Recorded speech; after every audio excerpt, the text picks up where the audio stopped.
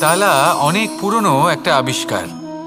যবে থেকে এই সংসারে বহুমূল্য বস্তু নির্মিত হয়েছে তবে থেকেই এই তালা নির্মাণ হয়েছে, তবে থেকে এর ব্যবহার করা হয়েছে, যাতে উচিত সময় এলে পরে আমরা আমাদের বহুমূল্য জিনিসগুলো সুরক্ষিত রাখতে পারি এবং সময় এলে পরে বের করে সেগুলি ব্যবহার করতে পারি। এবার একটা গুরুত্বপূর্ণ তথ্য আছে যেটা জানা অত্যন্ত গুরুত্বপূর্ণ, এবং সেটা হলো যে একটা তালা নির্মাণের পূর্বে তা খোলার যন্ত্র অর্থাৎ তার চাবিটি নির্মাণ করা হয়, এবং এটাই জীবনের খুব বড় একটা শিক্ষা প্রদান করে যায়। আমাদের জীবনে যখনই কোনো সমস্যা আসে তখন ভয়ভীত হওয়ার কোনো দরকার নেই, কারণ এই প্রকৃতি, এই ঈশ্বর এই সমস্যার সমাধান তথা এর চাবি আগে থেকেই নির্মাণ করে রেখে দিয়েছেন। শুধু দরকার হলো সেই সমস্যার ঊর্ধ্বে উঠে সেই সমাধান খুঁজে বের করা। মানুষ অনেক সময় সমস্যা দেখে ভীত হয়ে পড়েন, চিন্তিত হয়ে পড়েন, নিজের বিবেক হারিয়ে ফেলেন। আপনার শুধু এই মনকে শান্ত করা প্রয়োজন। এই শান্ত মনের সাথে এই সমস্যার নিবারণ খুঁজে নিতে হবে। তাই সমস্যা যতই তীব্র হোক না কেন ভয় পাওয়ার কোনো প্রয়োজন নেই। পরম শান্ত মনে সমাধান খুঁজে বের করুন। আসুন আমার সাথে ভালোবেসে বলুন, রাধা রাধা। মানুষ বড়ই বিচিত্র প্রাণী।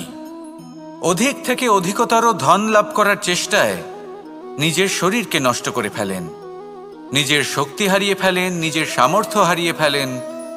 আর যে ধন লাভ করেন সেটা কোথায় যায়? সেই শক্তি, সেই সামর্থ্যকে আবার ফিরে পাওয়ার জন্য। আর কিছু মানুষ জীবন এমনভাবে যাপন করেন যেন তা কখনোই শেষ হবে না, কিন্তু শেষ তো সবারই হবে। আর যখনই শেষটা কাছে চলে আসে তখন মানুষ এটা বুঝতে পারেন যে সে জীবনকে উপভোগ করেননি। তার কারণটা কি? লালসা। এই লালসা জন্ম দেয় লোভকে, আর এই লোভ জন্ম দেয় আপনারই বিনাশকে। সেই জন্য আজ আপনার কাছে যা কিছু আছে, যেমনটা আছে তার সাথে জীবন যাপন করুন, পূর্ণরূপে যাপন করুন। আপনার কাছে যতই ধন, শক্তি, মান থাকুক তা সবার মধ্যে ভাগ করতে শিখুন। ভাগ করলে ভালোবাসা বাড়ে, আর এই ভালোবাসা দ্বারা জীবন আরও সুখময় হয়ে ওঠে। তাহলে আসুন আর আমার সাথে ভালোবেসে বলুন, রাধা রাধা। মানুষ সত্যের সাথে অবগত হবার জন্য ব্যাকুল হয়ে থাকে, চিরকাল চেষ্টা করতে থাকে। জন্ম থেকেই তার মনে এই ইচ্ছে জাগ্রত হয় সত্যিটা কি সেটা জানতে। এবার এই ইচ্ছে এটা পূর্ণ কিভাবে করা যেতে পারে? কারণ মনে হয় যে জ্ঞান অর্জন করলেই এই ইচ্ছে পূর্ণ হতে পারে, তাই কেউ কেউ জ্ঞানের পেছনে ছুটতে থাকেন। কেউ এটা ভাবেন যে এই ইচ্ছে পূর্ণ করা যেতে পারে ধন আর শক্তির দ্বারা, তাই তারা ধন আর শক্তি প্রাপ্ত করতে চান। কেউ আবার ভাবেন যে অন্তরের মন্থন দ্বারা এটা সম্ভব হতে পারে। এবার এটাও সত্যি যে মন্থন করলে অমৃত লাভও সম্ভব হতে পারে, কিন্তু তার জন্য এই মন্থন করার জন্য একটা উচিত দিকে অগ্রসর হওয়া প্রয়োজনীয়। উচিত সংযমের দ্বারা সামনে এগোতে হবে, আর কোনো আশা না করে সামনে এগিয়ে যেতে হবে, তবেই এটা সম্ভব হতে পারে।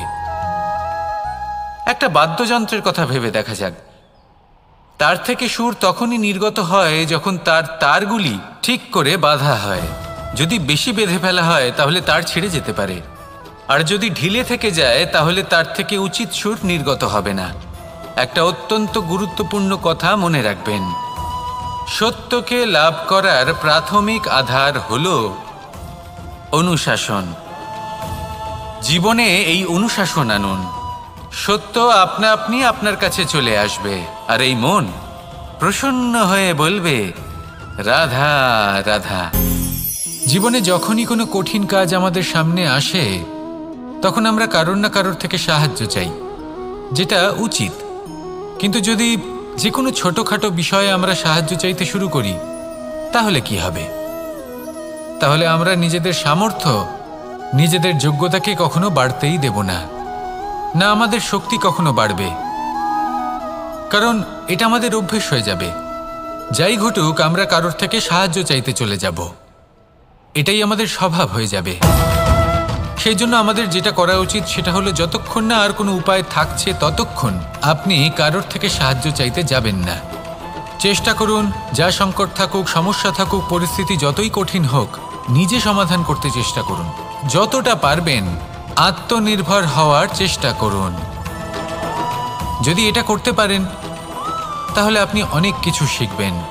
দিন প্রতিদিন আপনার জীবন আরও বেশি উজ্জ্বল হয়ে উঠবে, ব্যক্তিত্বের বিকাশ ঘটবে, আপনার শক্তি বৃদ্ধি পাবে, যোগ্যতা বৃদ্ধি পাবে, আত্মবিশ্বাস জেগে উঠবে, আর আত্মনির্ভর হয়ে মন বলবে, রাধা রাধা। আমাদের জীবন হলো একটা উপবনের মতো, যেখানে কাঁটাও আছে আবার ফুলও আছে। আর যদি আপনি ফুল লাভ করতে চান তাহলে কাঁটার সংস্পর্শে তো আপনাকে আসতেই হবে। এটাই জীবনের সত্য। আমাদের জীবনে, আমাদের পরিবারে, আমাদের সমাজে দেখবেন ভিন্ন ভিন্ন ধরনের মানুষ আছে। কেউ আছেন দুর্জন, কেউ সজ্জন, কেউ শত্রু হন তো কেউ মিত্র। যদি আপনি দুর্জনদের কাছে যান তাহলে শুধুই কষ্ট পাবেন, যদি আপনি শত্রুর কাছে যান তাহলে ঝামেলায় জড়িয়ে পড়বেন। তার চেয়ে ভালো আপনি সজ্জনদের কাছে যান, আনন্দ এবং জ্ঞান লাভ করবেন। নিজের মিত্রদের কাছে যান, আপনি সাহস লাভ করবেন। আরও একটা কথা বলি, এই জীবন এত বড়ও নয় যে আপনি প্রত্যেক সমস্যায় প্রত্যেক মানুষের সাথে ঝামেলায় জড়াবেন। শুধু যার সাথে আপনার মনের মিল হবে তাকে প্রণাম করুন, আর যার সাথে মনের মিল হবে না তাকে দূর থেকে প্রণাম করুন। কিন্তু মনের মধ্যে থেকে প্রেমের বোধ কোথাও যেতে দেবেন না, কারণ এই ভালোবাসাই শেষ মুহূর্তে আপনার উচিত পথ প্রদর্শন করবে। তাই এই ভালোবাসাকে মনে জাগ্রত রাখুন, আর এই ভালোবাসার সাথেই বলুন, রাধা রাধা। কোনো এক সময়ের কথা, একজন জেলের একটা ছোট্ট পুত্র ছিল। সে ভাবল যে আমি আমার বাবার মতোই মাছ ধরব। তখন সে একটা লাঠি নিল, তাতে দড়ি বাঁধল, আর সেই দড়ির মুখে যে কাঁটা বিঁধে থাকে তাতে চারা ঝুলিয়ে জলে ফেলল আর বসে থাকল। কিছু সময় পরে জলে একটি তরঙ্গ দেখা গেল। ও বুঝতে পারল খুব বড় একটা মাছ ফাঁদে পড়েছে। ও বল প্রয়োগ করলো, সেটা টানার চেষ্টা করলো, মাছও বল প্রয়োগ করলো, আর শেষে যেটা হলো সেই দড়ি ছিঁড়ে গেল আর মাছ বেঁচে পালিয়ে গেল। দেখুন, ও অনেক চেষ্টা করলো কিন্তু অসফল হলো। কখনো অধিক বল প্রয়োগ করলো, আবার কখনো কম বল, কিন্তু কিছুতেই সফল হলো না। ও পঞ্চমবার প্রচেষ্টা করলো, না বেশি বল প্রয়োগ করলো না কম, ততটাই বল প্রয়োগ করলো যতটা পর্যাপ্ত, ঠিক ততটাই বল, যতটা বল সেই মাছ প্রয়োগ করলো। আর শেষ পর্যন্ত জীবনে প্রথমবার ও মাছ ধরতে সফল হলো। এবার এই কথার সারমর্ম কি? ভারসাম্য। এটাই হলো জীবনের সবথেকে বড় নিয়ম। আমাদের সবার জীবনে সমস্যা রয়েছে, কখনো মন দিয়ে ভেবে দেখবেন। জীবনে যদি কোনো ক্ষুদ্র সমস্যা বা ছোট সমস্যা থাকে আর সেটা সমাধান করার জন্য আপনি বেশি চেষ্টা করছেন, তাহলে তার দ্বারা সমাধান হয় না, বরং আরও বিপদ বেড়ে যায়। যখন কোনো বড় সমস্যা থাকে আর আপনি কম চেষ্টা করতে থাকেন, তখন সমাধান হয় না, তা চলতেই থাকে। শুধু এটাই হলো ব্যাপার।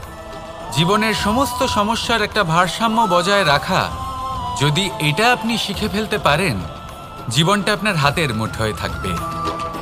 আসুন আমার সাথে ভালোবেসে বলুন, রাধা রাধা। মানুষের জীবনে স্বচ্ছতার একটা আলাদা গুরুত্ব আছে। যদি আপনি নিজেকে স্বচ্ছ রাখেন তাহলে আপনার নিজেরও ভালো লাগবে, সামনের ব্যক্তিরও ভালো লাগবে, একটা অন্যরকম প্রভাব পড়বে। কিন্তু একজন শ্রেষ্ঠ ব্যক্তি কিভাবে হয়ে ওঠা সম্ভব? যার মধ্যে গুণ আছে, শিক্ষা আছে, শুভ চেতনা আছে, যিনি সৎকর্ম করেন। কিভাবে হব সেই ব্যক্তি যার মধ্যে জ্ঞান আছে? শুধুমাত্র স্বচ্ছ থাকলে তো তা হওয়া সম্ভব নয়।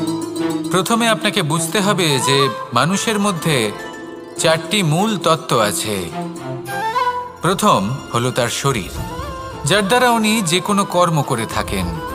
দ্বিতীয় তত্ত্ব হলো তার মন, যার দ্বারা কোনো কর্ম করার জন্য সে নিজেকে প্রেরণা দিতে থাকে।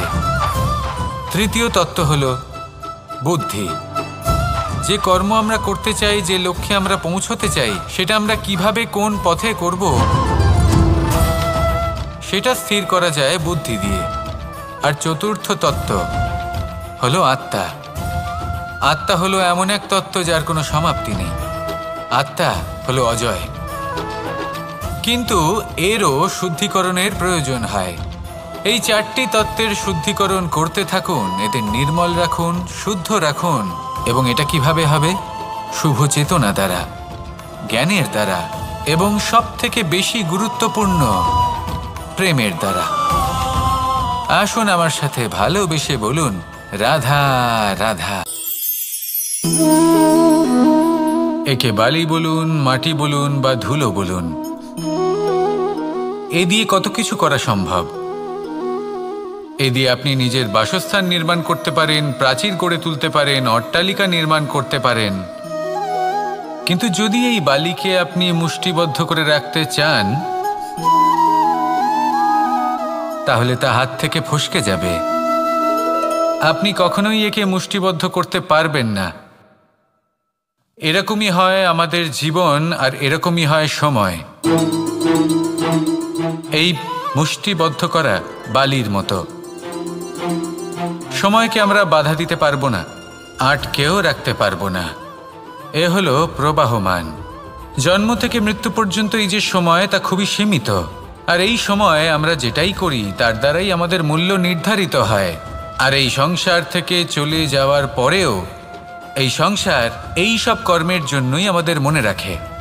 তাই যদি আপনি এটা ভাবেন যে আজ যে কর্ম করার ছিল আমি না হয় কাল করে নেব, কাল আমার লক্ষ্যে পৌঁছানোর কথা ছিল আমি পরশু পৌঁছবো, না, এই সময় খুব মূল্যবান, একে নষ্ট করবেন না। এই সময়কে সদ্ব্যবহার করুন, মহান হবার পথে অগ্রসর হন। একে যদি মুষ্টিবদ্ধ করে রাখার চেষ্টা করেন, এই সময় থেমে থাকবে না। আসুন আমার সাথে ভালোবেসে বলুন, রাধা।